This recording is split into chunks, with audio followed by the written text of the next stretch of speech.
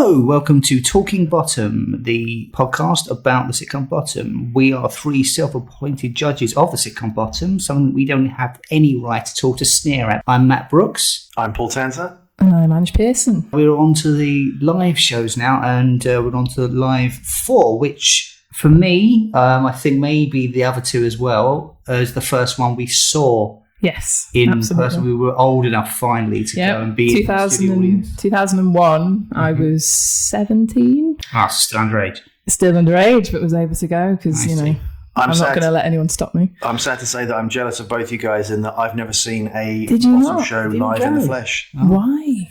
Just wasn't around or weren't aware of it? Or? You know what it was? I think it's that thing of you see it like in the newspaper or something and you think, oh, I'll get round to that. And then you don't. And then they don't do any more live shows and then Rick Mel dies. And then all of a sudden lost selfish. Yeah. So you just actively made the decision not to go?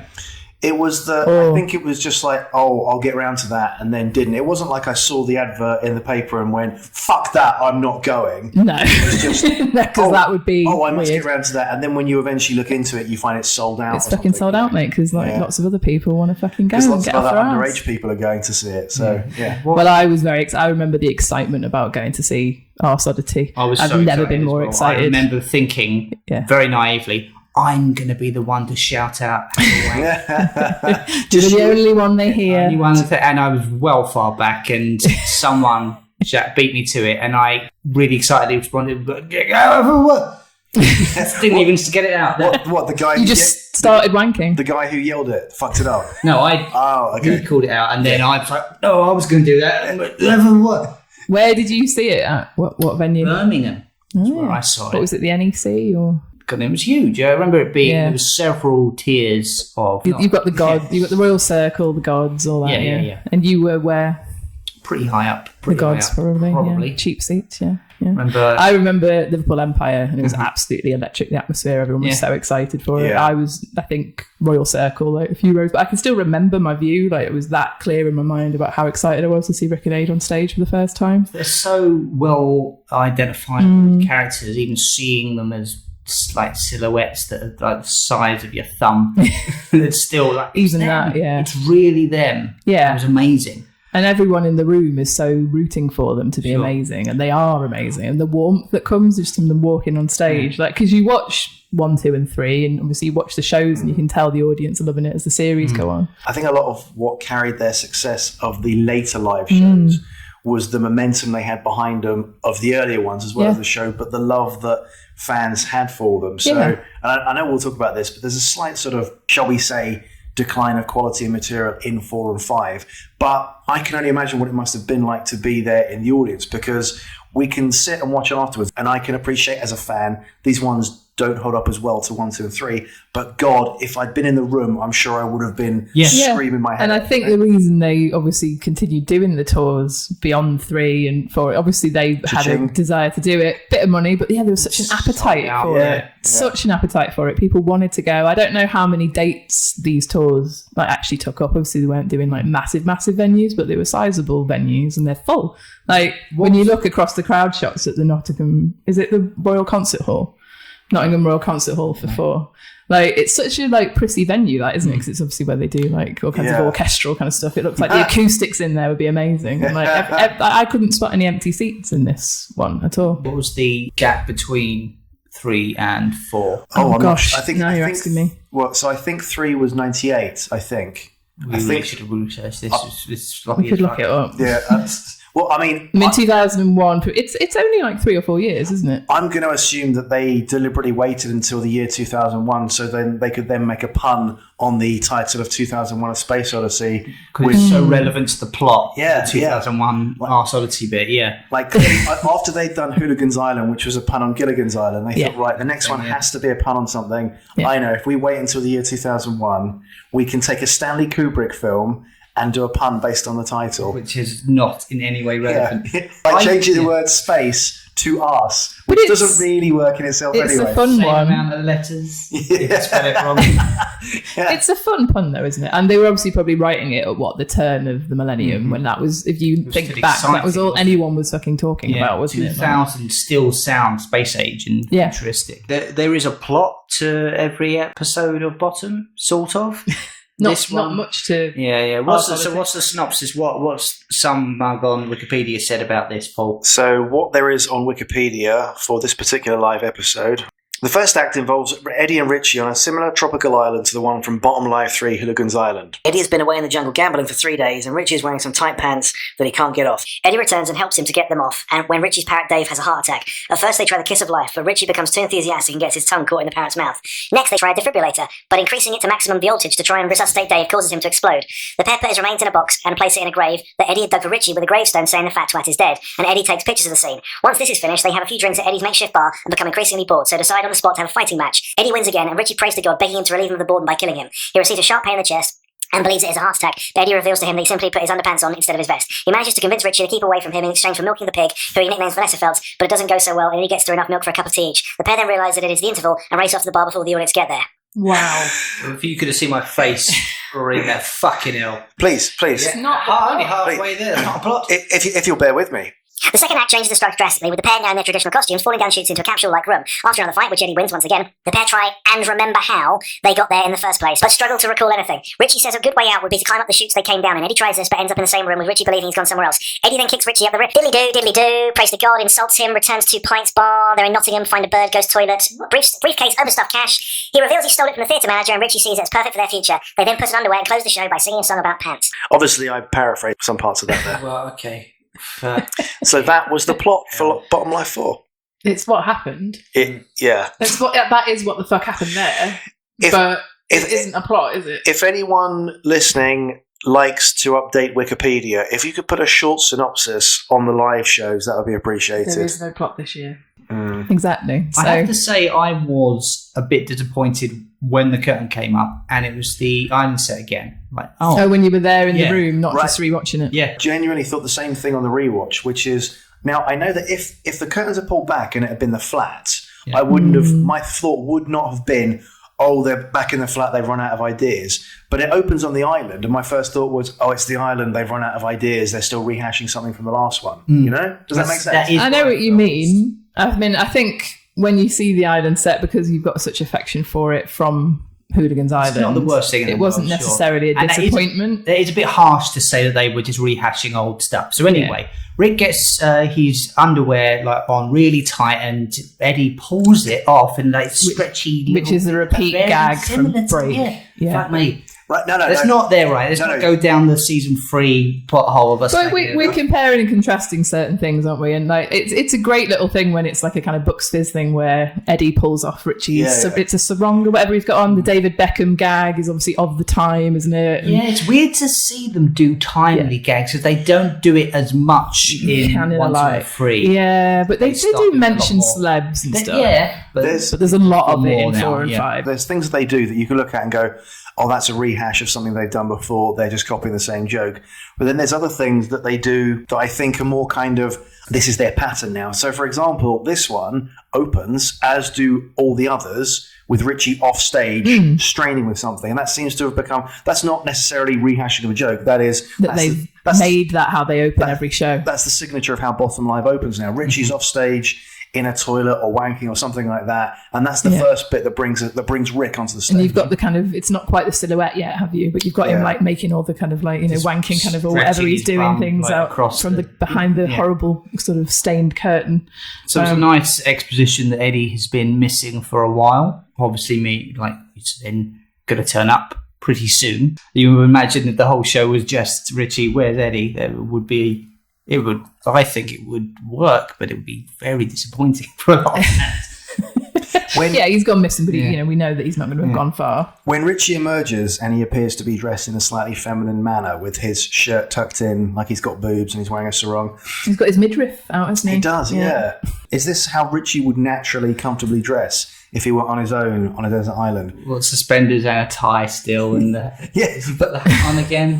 No hat on this one, but gravitating towards something slightly feminine. If you think it through, like obviously he comes and says that it was from a pair of marigolds, isn't it, that he's made those pants from in the end? Yeah, so it's like he's having to utilise things on the island, but he's obviously hot. You know, so if you were on a desert island, they're stupid to put a tie on. Well, only he does. Eddie is more of the comfort thing, a Hawaiian shirt and a hat, which would shorts. take away the heat from his head. But Richie does also sport a very fetching pair of tight pink shorts, which, as you say, used to be a pair of marigolds.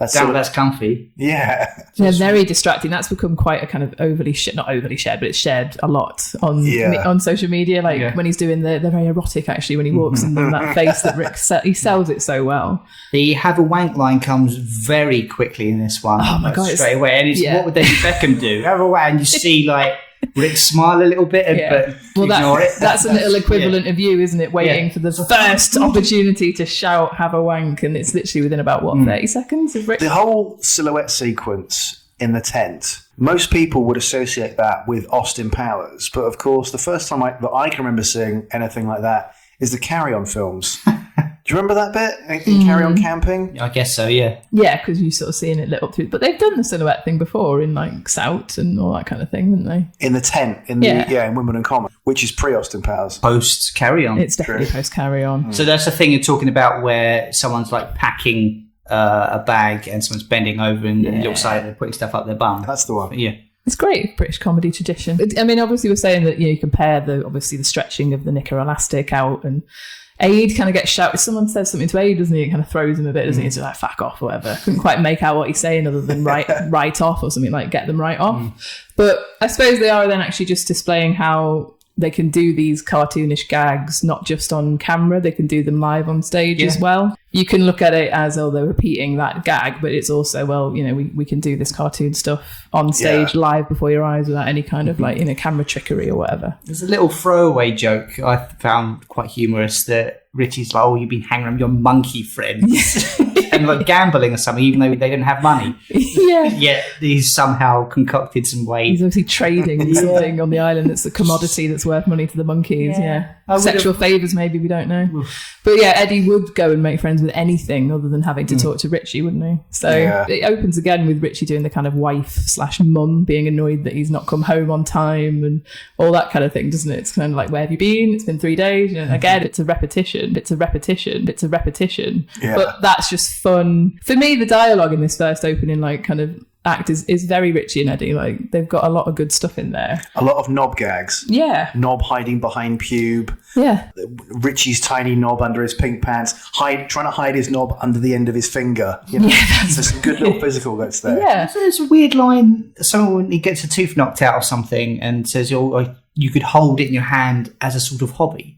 There's such a lunacy to that. We're talking about how would that be? Some weird surreal lines in this. It's still very them. That's sort of them back in the first series when they're being Beckett. Obviously, I don't want to jump ahead to Act 2, but I feel the reason they do that kind of empty, almost kind of you're stuck in a void thing is to try and conjure up that, I think. Right, that kind of feeling between just two characters being trapped without anywhere to go, not even outside the room, Thing is, by this point in the live shows, they've really moved away from any kind of feeling of that depressing, absurdist.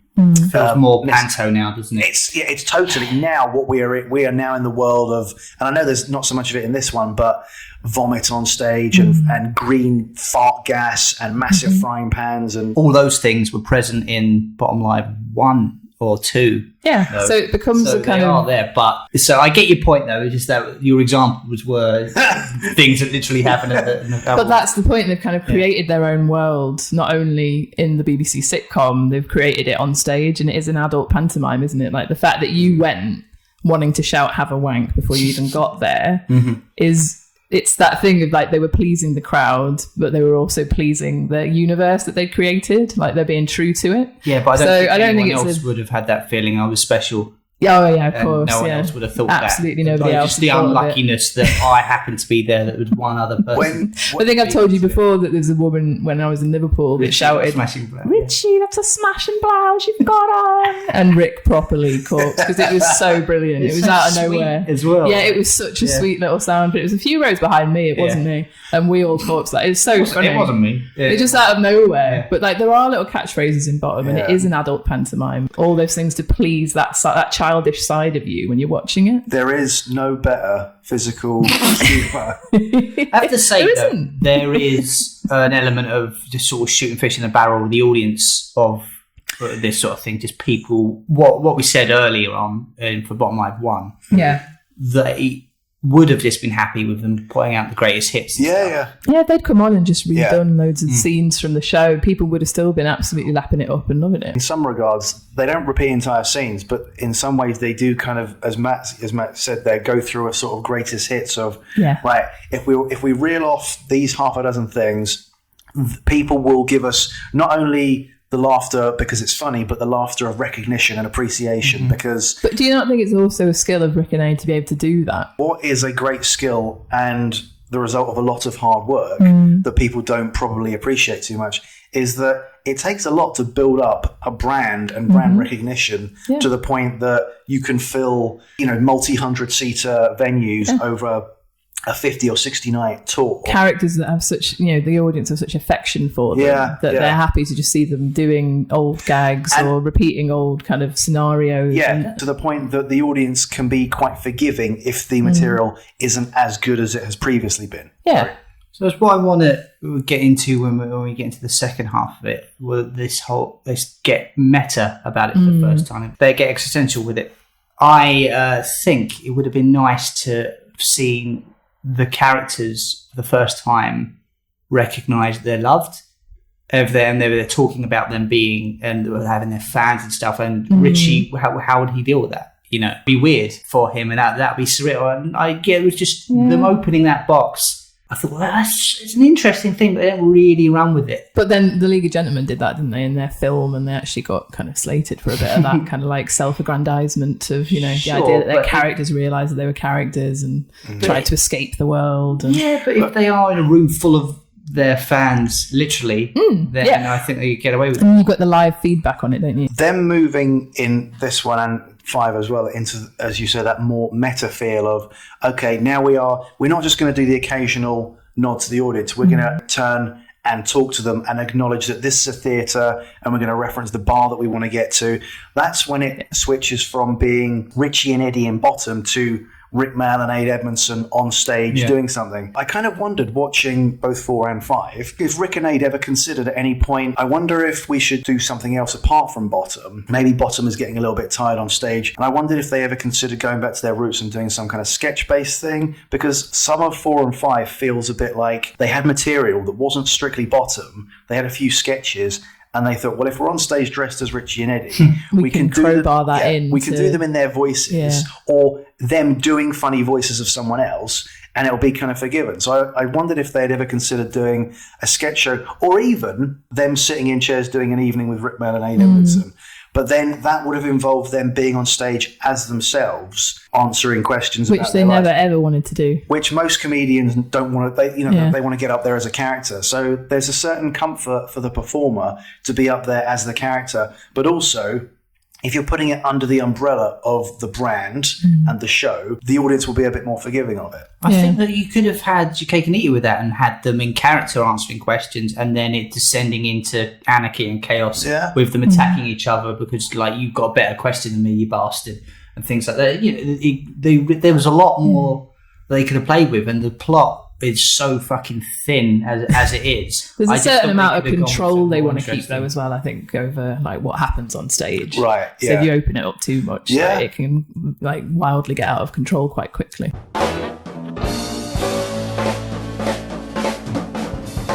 Well, one thing I do want to say, I can for the first time confirm one of the mistakes that I saw live. Is it Voltage? Voltage is one. Yeah. Okay. It's sort of a snuff play when the smoke. Right. Yeah. The audience is just, they're acting like it's too much or whatever. It's like, that's getting a bit like lively, isn't it? Yeah. That's completely exactly the same as when I saw it in Birmingham. Right. And Voltage as well. Voltage. Yeah. Yeah. So there was this quote I read from Aid when he did an interview with The Guardian. I think some readers posed questions and they said things like, was the lard real, that kind of thing. And he said, yeah, it was. You couldn't fake that. And one of the questions was, what was the great watch gag that we never got to? And Aid's reply was, look, one of the great weapons of comedy is to fake mistakes. We used to do a lot of that in Bottom, especially the live show. They usually start as a genuine mistake and then you keep it in and you embellish it for the show. There was a lot of things where it was just, it ended up just being scripted. But I think he literally did confirm that the watch gag that is the joke. There wasn't one that they forgot, but like you get a better reaction from the idea that they fucked up than you would from any gag that you've written in anyway. So, cause it's just a bit of fun with the language, isn't it? To once you know, but on the night, and they performed this for the night. I just remember being violently sick with rage when I saw the DVD. Well, I wanted to mention DVD actually because I actually watched it from the DVDs this time, and the artwork changed, didn't it? Like, as in the logo of Bottom. Yeah. Did it? Like, it's a yellow, completely different to the standard Bottom with the red and kind of worn away. Like the cartoon font where it appears to be continually moving all the time. Yeah. Like, it's a strange decision to change it, I think, because it is the same package design and everything for 4 and 5, and I think it's just Universal Studios. Oh yeah, I think it's a company owned by Universal. It's not, but it isn't like. Is it referenced? It's not in any way referencing 2001: A Space Odyssey. No, not at all. Odyssey, is it? No, that font has nothing to do with it. No. Yeah. So, do you think it was a bad decision? I think it was. It looks really strange when it comes up on the DVD menu. It takes away that's from not the Bottom branding. It's strange. It takes away from its recognisability, doesn't it? And then they go back to it for 5. So it obviously was a complete failure. Well, it must have just been that they thought, oh no, that does look not right, or maybe they wanted to do a bit of a rebrand and then realised, no, like that's correct, because it looks like Childish Squirrel, doesn't it? Have you gone over the DVD features? Oh God! Wait, can I guess one? Yeah. Interactive menu. Essentially, yes. It says screensaver, which I think is the same sort of thing. You have to go onto your CD-ROM to access it. So it's like, it comes up, it's like, oh, if you're watching this on a DVD, put it into your CD-ROM and to access these features, Yeah. One of those where you need to download stuff for your computer. And the Tor program are both PC DVD only. And then there's a photo gallery, which that's all right. There's like 4 pictures, They're great pictures, but don't you wish they'd done a commentary? Fuck me, yes. It would have been amazing. It would be to like have this, but relevant and proper. They'd have some proper facts, and funny things to say. If Rick was still with us, I do wonder if at some point there would have been some kind of revisiting of the TV series or the film or something, and got them both together by all a company that's doing putting it all together has to do is offer them enough money and they would get together to do it. I genuinely think that it could have done by now, because I think Aid would have explored like different things that he wanted to explore. Like, I understand as a duo that you might want to do other things in your career. So I understand that as a duo, one of you might want to do other things in your career and the other one wants to carry on. And it's a difficult thing to kind of split up, isn't it? I suppose, when you've been together for over 25 years working. To it as a marriage in a couple of interviews. Fair play to Aid. I think probably after they'd finished Bottom Live 5. Obviously, we'll get to that in the next episode. But I think he probably said, we are getting a bit too old for it now to actually sell this well and perform it, to its best standard. Still very physical. They're still leaping about. Well, I was impressed by how much, because when I went to see it, they're looking a bit older. And it's like, well, of course they are. People have to age, but Eddie they look really young now when you look back on it. I think it just being bald and with glasses, that it's like a Picard thing. He's just always kind of evergreen like that. I don't know if it's that the person always looks young. It's that they've always looked middle-aged, even when they were young. Absolutely, that's what it is. Yeah. So like now looks like Eddie in real life. Yeah. From the age of about 30 to about 70, they kind of look the same, whether it's Patrick Stewart or Aid Edmondson or someone. I think in the episode, Robert Llewellyn does that car share where he drives about with people into carpool. Aid Edmondson did one, and I think they were saying in that. I mean, Aid did actually say, oh, the scripts were so terrible, we used to pray someone would fuck up just so we could have fun with it. But he also said that, it's a young man's game. It's a bit like being an athlete. You need to be fit all the time to be able to do it, and you can't in the end. And I think Rick, in his heart, was always young and wanted to be the fool, and playing the character of Richie as a dirty perv and all that. And you can see they both throw themselves into it still completely, which is why at the end of every show they're both sweating buckets. Totally. Rick more so, absolutely. But it makes fun of that. The whole jacket on as well. It's not just the shirt. Edie's bra comes back. That's a callback. Another gag repetition, yeah. Well, I'd say it's more a callback than a repetition. It's just in the background, isn't it? I don't think he says it out loud. I'm not sure. That's it. It's like, where do you draw the line between repetition and a callback? All right, then. I would say it's like an Easter egg for the eager fan. When you spot that, you go, I know where that was used before. Yeah. No. Well, they're still on the island as well, aren't they? Yeah. They are still on So the there's island, all that kind of like, they're still in that world.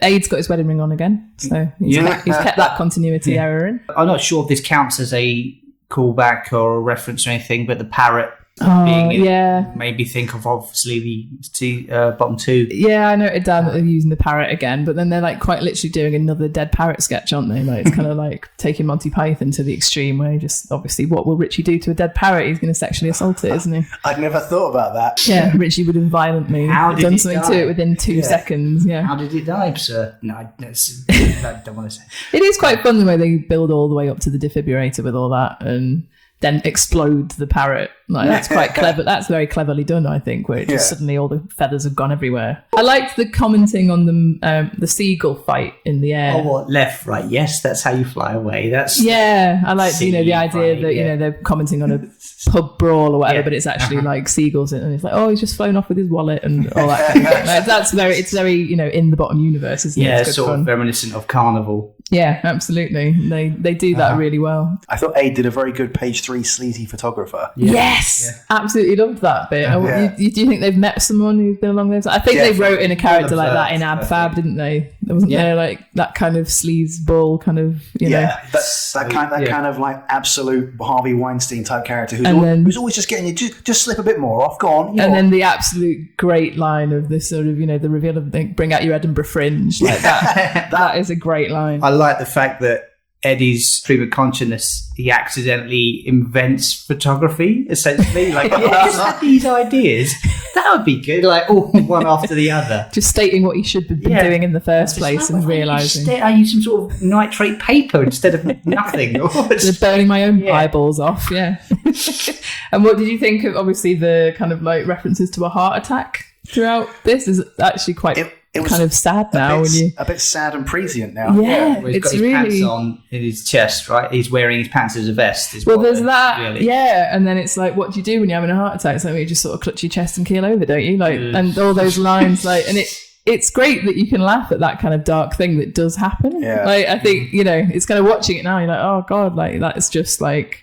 So awful. That is what ended up happening to Rick. Yeah, well, they laughed about the quad bike accident, don't they? Like they make several references to that. So I think probably when you've had a near-death experience like Rick did have, like you're more than happy joking about death because you cheated it once, and you think, well, come on then, whatever you're going to throw at me now. And with that, I think it's time for a word from our sponsors.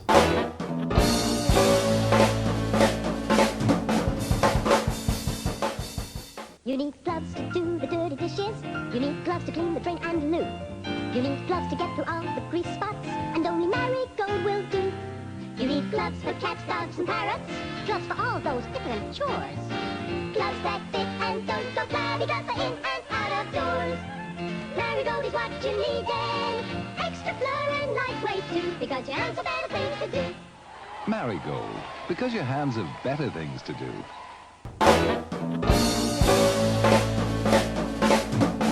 The line in it that made me laugh the most, I'd say it's a real throwaway line. It's, oh, am I fat? You tell me if I'm fat. And it's, yeah, you are fat. And it's like, Eddie's face. It's just a nicety between chums, you cunt. Yeah, so vicious. Yeah. But like, to pause it from like, it comes from nowhere. Yeah, that was a proper laugh out loud moment, even on several rewatches. Like, because you have to save up your cunts, don't you, for them to have maximum effect. Well, at least your first one needs to have a punch. Needs to have a reason, and that one's brilliant. If you use them too often, it becomes a bit like underlining everything on a shopping list. It loses the point of it. Absolutely. You have to use your cunt sparingly. I've always used my cunt very sparingly.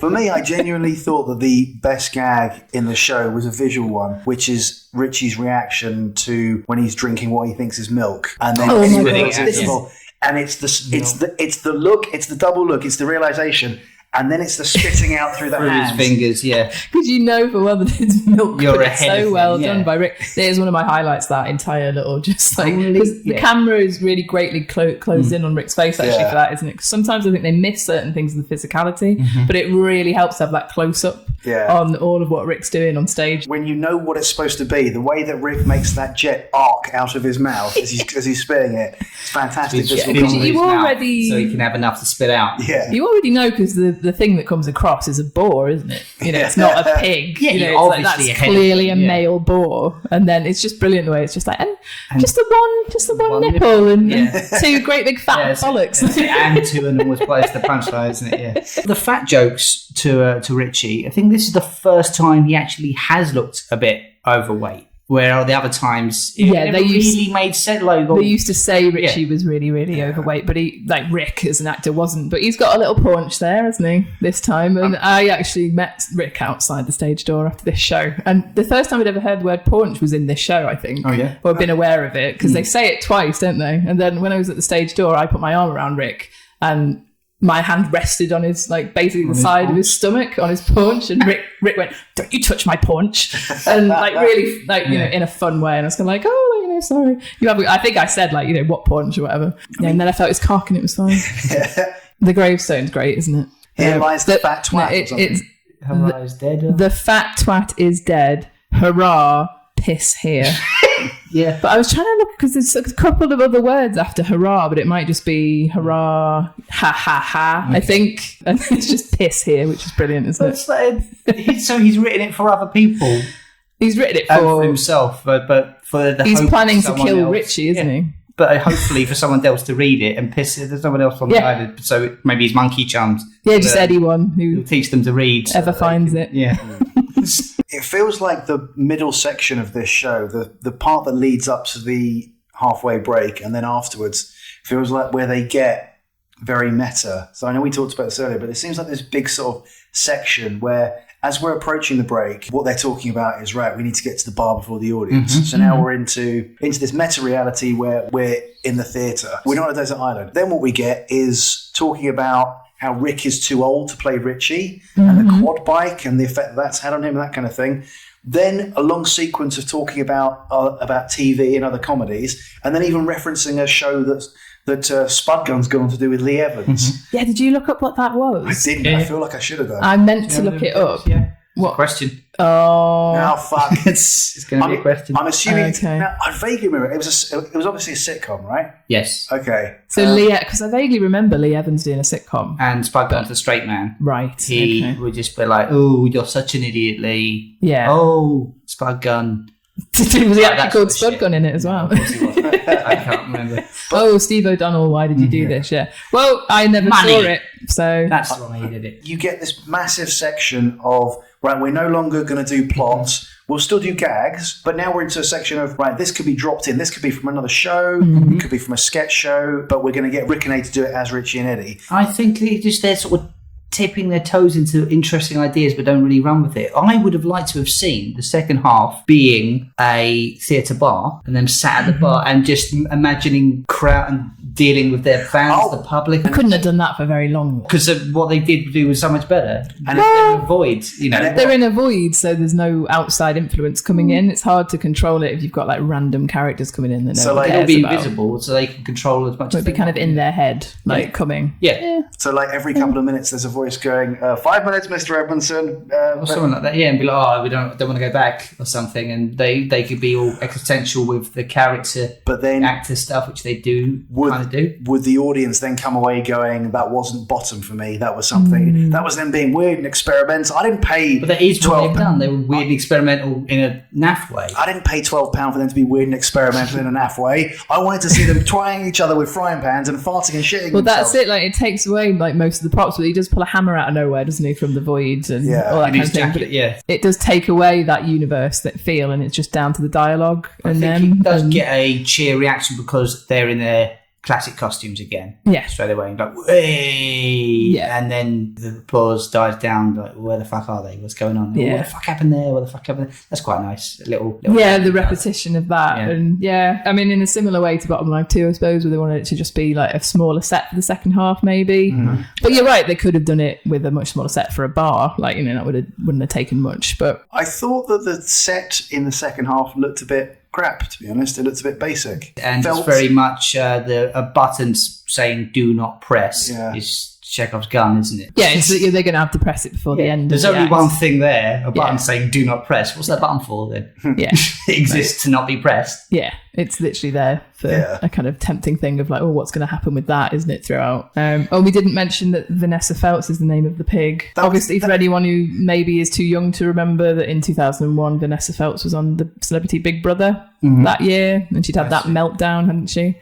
So I think like she had a fair bit of negative press, basically. This was kind of topical, although now, even if you did a joke about Vanessa Feltz being a pig now, it would still kind of work. It still works, but I think it sounds quite nasty in a way now, because it's kind of like, oh, she's just like an older presenter now, like what's she done? But at that point, like she was actually very prevalent in the news, and she's like crass and talentless, but just have a go at her appearance. Yeah, maybe that she hadn't done anything more mean now. She hadn't done anything to harm anyone, had she, apart from herself and her reputation. Well, she had that fake chat show, didn't she? Remember, she got on actors pretending to be guests and not in a comedy. Oh fuck! Okay, well, there she did deserve it then. She lost her chat show because that came out. Oh, I didn't remember that. Yeah, this is. I remember the show. I didn't know she had fake guests. Is it called Phelps or Vanessa? Or pigs.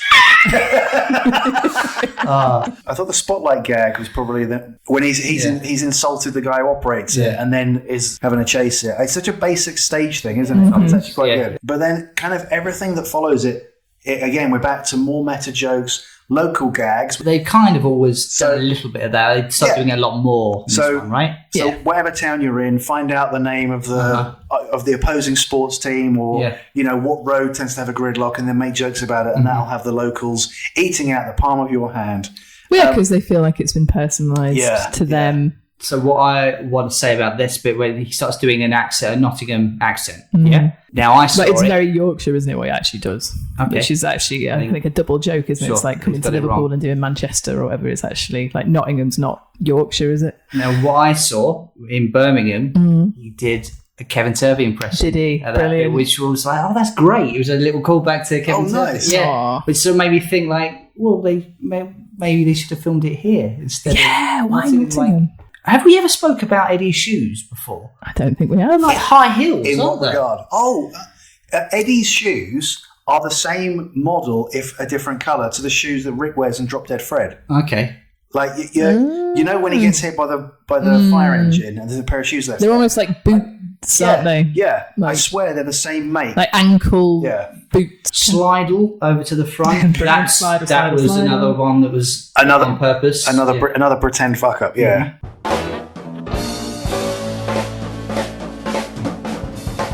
What do you feel about the pants dance at the end? For me, it just feels a bit out of place. Yeah. It's something that they obviously decided to do as a kind of, how on earth are we going to fill this empty space with a big finish? I think, they can't have something exploding because they've done that, so what can we do? And obviously, well, AIDS is very musical. I think they maybe thought we could do a bit of a call back to kind of Bad News Days or whatever. I can see why they came around to, let's finish on a big number. It's not a big finish that they probably wanted it to be. I can see the logic in finish on a song because it's a big ending. I can see the appeal to both of them of, we'll make it pants because the show is bottom, it's levity or humour. And to be fair to them, they both give it their all in it. They're both going for it 100%. And they probably thought this will make a great epic ending, but it's at the cartoon end of bottom for me that it's like Jack and Ori. It's appealing to the kids. At that point, their fans have grown up from being children, like most people. It's the childish thing, isn't it? And getting the Y fronts out. I don't think it's terrible. I actually enjoyed it on the rewatch a lot more than I thought I would do. Because live in the room, I enjoyed it. I don't think it was a problem. Time and place, it could have become a hit. There's a lot of naff songs from shows that exactly get a bit viral. So this is where there's something to be said for the difference between being in a room surrounded by an audience, experiencing the live experience, and actually watching something when it's been recorded, when actually you have to remember that A live show is done for the audience there, and the DVD that we watch it on, that's a byproduct. It's a money-making byproduct. They film it so that they can then, get people who went to buy it and then people who couldn't make it or couldn't be asked to make it like you could to feel like they were there when they weren't. I am more than willing to accept that it's easy for me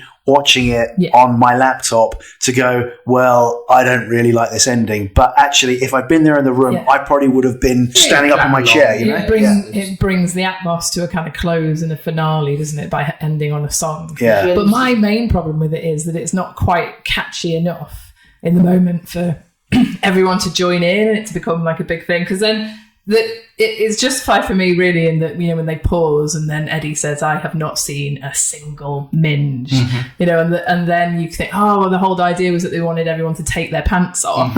Like they're literally trying to instruct everyone. So I think if they'd made a bit more of a thing of like, maybe Richie's plan would be to like, let's get all the birds out of their pants by the end of the show or whatever, when they're doing the whole meta thing, like, how can we do that? And it's like, oh, let's get them all like up. I've seen these concerts where girls take their bras off and swing them around their heads or whatever. They've done a bit of a build up to that. Throw a pair of knickers at the end of 5.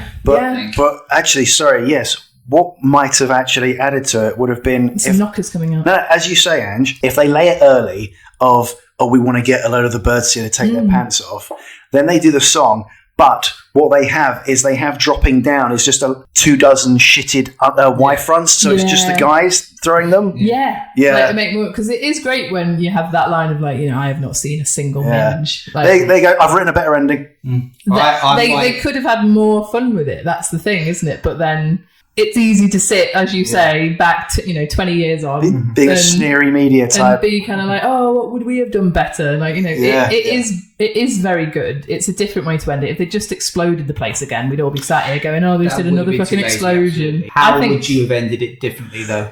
You've answered. Oh no, I've got another one. No, I'd have never ended it. I'd have kept them on stage forever. I would have had them on stage talking quietly and sadly as the spotlight gets ever smaller on them until it just disappears and then that would have been a nice ending to 5. I would have liked to have seen a bit more of the existential stuff with them talking about Rick Mail and Adrian Edmondson and having disdain for their selves as actors and like, oh, this guy's held me back, he's saying that I'm too old now. They could have had a bit more weirdness with it, and I would have liked to have seen the first time them talk about appreciation that there's thousands of people that love these two. Yeah, but then that maybe would have felt a bit too laboured. Well, I don't know. At the end, like, it's the self-congratulatory, and So I feel like we've moved on to niggles then. So that feels like niggles from Matt. Any other niggles? My main niggle was that they ended on the song, which feels kind of lazy and easy to do, which I was then defending just now. So it's very difficult, isn't it? Because you can kind of be persuaded either way with most bottom stuff, because we're big fans and we're overly critical because we're doing this podcast. But I mean, there are some amazing lines throughout this show. There are some amazing bits of writing. I mean, I think they wanted to do something different, which is why they obviously went into the void. And it kind of feels like a spaceship or something. It's kind of like just nothing. That's what the Oddity bit, and they do mention at one point, have I been abducted by aliens? Yeah, like there are little bits throughout it where you're like, you could have explored it more. So I think maybe it's that, if anything, they didn't do more with certain bits. They've crowbarred in so much stuff. They have him talking about politics, don't they? There's a great bit about Tony. They mentioned Tony Blair again, and people, what is it? Me and Tony Blair like people like you and all that, like working class stuff. So they've got lots of comment on class. They've got lots of comment on. So they've got great. We haven't even mentioned the violence in the early part really of the show. Like there were some great little fight kind of setups, and so I honestly got to the end. I was like, I don't really have a particular niggle other than just it isn't 1, 2, or 3. Like they're just not quite at the very, very peak of the quality that they have previously been, but it's still really enjoyable. It seems that they've shoved in a lot of meh material, and therefore what you've got is it's all sort of fairly average and beige and bland throughout it, and there's lots of it crammed in. But if you say to someone, name something that was really bad in it, they'd struggle to think of something. But if you said name something that was really good in it, they'd also struggle to think of something, because it's all just middling along. Satisfactory all the way along. they're doing it to crowd please on the night, and they did their job. Like they did, like the crowd in the room and everything. They're absolutely loving it, aren't they? They're not standing up and walking out and saying this is shit. You know, like they are actually really loving it. And then it's only when you watch it, like, and analyze these things that you think, oh, well, you know, it's not as good as it was, or it wasn't. But then they actually reference that, don't they? It's kind of like, we're too old to play ourselves now. Well, I guess my niggle is that they touch upon some grand ideas, but don't go with them. Like, they could have expanded on a lot of stuff. I think it's pretty good. I honestly, on the rewatch of it, was much more impressed by most of the dialogue than I remember being on my watch of it when I got the DVD. Like, having been in there in the room and then to watch it on DVD always feels quite flat when you've been somewhere and seen it and then you watch it back on DVD and you think, it's not as good as when I saw it. Like the last episodes of some sitcoms where people are too old now and it suffers because all the previous stuff is so much better. It's ridiculous, isn't it? To be like, your stuff used to be so good and now we're going to slag it off because it's not as good anymore. And that's the thing why a lot of people had a problem with us saying those kind of things about certain parts of Series 3. How dare you continue to make things when your previous stuff was so good? You should have just died or retired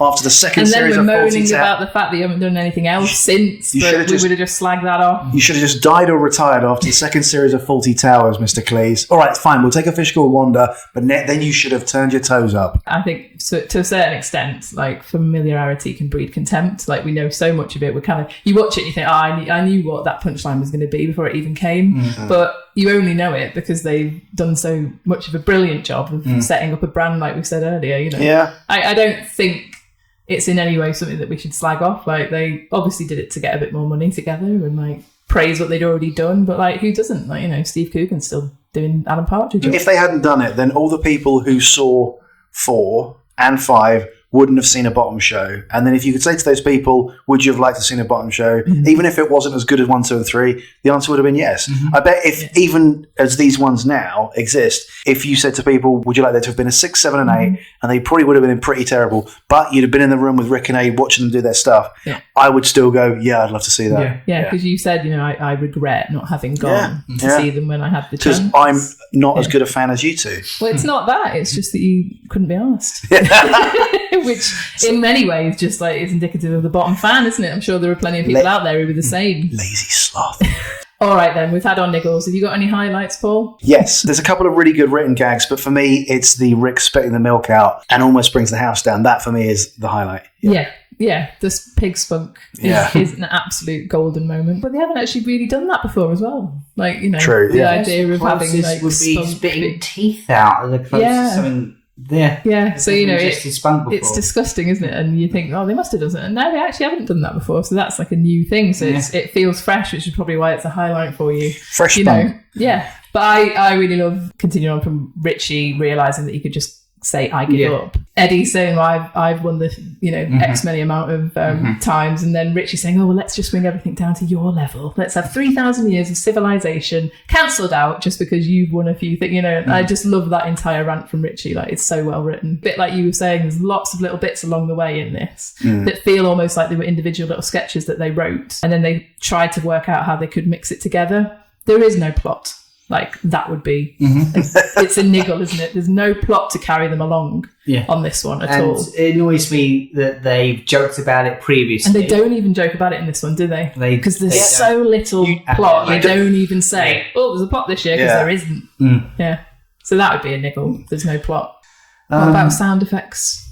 Pig. Does that make a sound effect? Yeah. There's definitely a bit of a carry-on kind of pig sound as he's getting dragged across the stage. Yeah. I thought there was some good sound effects with the frying pan because it was sort of playing a tune, wasn't it, on his head, I think. Ding dong. Yeah. Which, again, is kind of what they've done in the past, but it's still well done. Yeah. I think a new one is Eddie pissing, isn't it, into the void.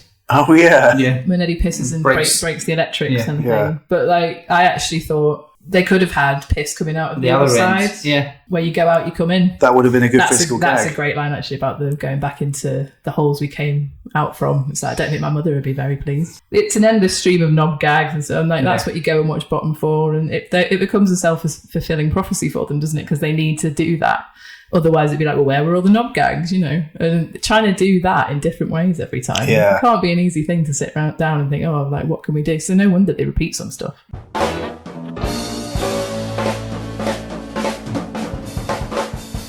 Okay, we're at quiz time. Every episode of this podcast, we do a quiz comprising of questions based on this episode. Don't sound too excited about it, man. Yeah, well, it's not for me to be excited. I'm just being the judge. I want to be completely neutral and unbiased. Okay. Right, so 10 questions. Fart noises for buzzers. What have you gone for? Can I go for airy fart? I was gonna Yep. go for that one. I'll go for quick fart. So, fingers on buzzers. How long is it until have a wank gets said? Right, that was Paul first. And so closest answer wins. 28 seconds. 28 seconds, okay. And So are we talking from when the credits are rolling, or are we talking from the moment Rick comes on stage, or just from from the running time, the of time the DVD? of the DVD. So from black screen at the beginning. I'm going to go for 4 minutes. Okay, so it's 2 minutes 23 seconds. So guess Ange, just guess that one. Question number 2. According to Richie, how late for supper is Eddie? 3 days. He is 3 days late for supper, correct. Question number 3. According to Richie, in a throwaway line, who is his favourite bird? The parrot. No. Ah. Ange, you want to take a guess? Trying to wrap my brains, but I can't think of it. I don't know. Vanessa Feltz? No, it's Anne Widdecombe. Eddie says, Course. look, it's Anne Everyone's Widdecombe. favourite bird. He says, look, it's Anne Widdecombe. Anne Widdecombe, my favourite bird. Where? Turns around.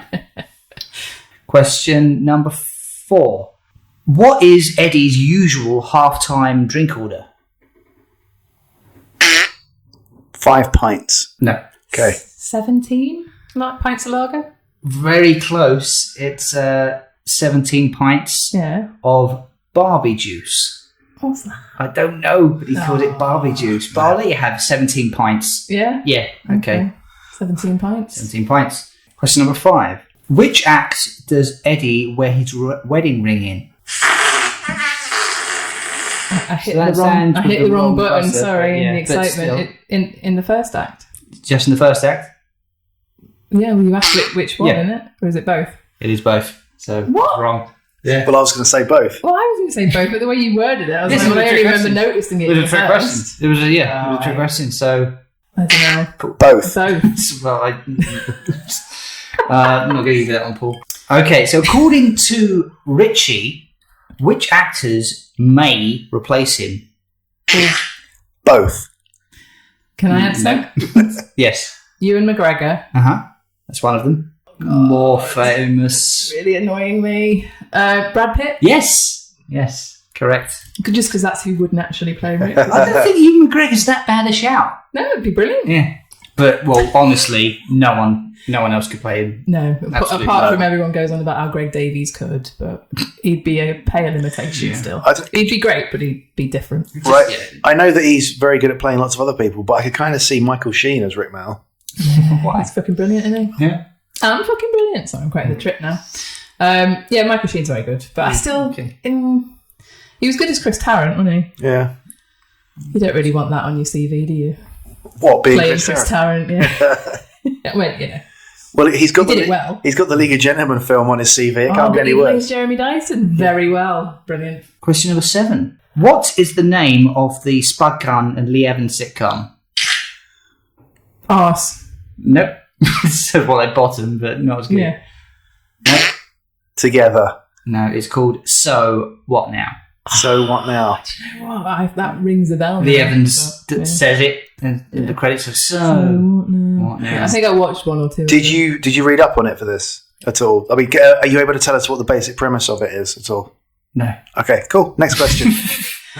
I think Lee Evans is just separated from his wife from memory and he's trying to get his life back together, but the wife's still around. It's a classic. Let me guess. It's got Spud Gunn as his sort of slobbish mate who he moves in with or has as a flatmate. Something like that. They're at least friends, yeah, and he's sort of slobbish, but the more intelligent of the two. Who Spud Gunn is? Yeah. Wow. Yeah, he's playing the straight man, which... Right, question number 8. How many fights has Eddie won? 13,358 up until the next fight when it goes up to 59. Perfect. Bloody hell. Just in case you were asking. Yeah, next one. No, yeah, well, 9 is the correct one because by the end of the... so, yeah, you correctly remembered that 13,358, and then it goes up to 9. Impressive. Okay, question number 9. After the quad bike accident, how many days was Rick now in the coma for? 5. Correct. Yes, that was Ange. You beat Jesus. Beat Jesus by 2 days, what he says in his autobiography. Yeah. And he said it a few times. Bigger than Hitler, better than Christ. And so I was going to phrase this as another question, but I thought it was a bit too bad taste. But I'm just going to give it to you as an information that he lived another 16 years after that quad bike accident. So we got 16 more years as a bonus. That is amazing, isn't it? Yeah.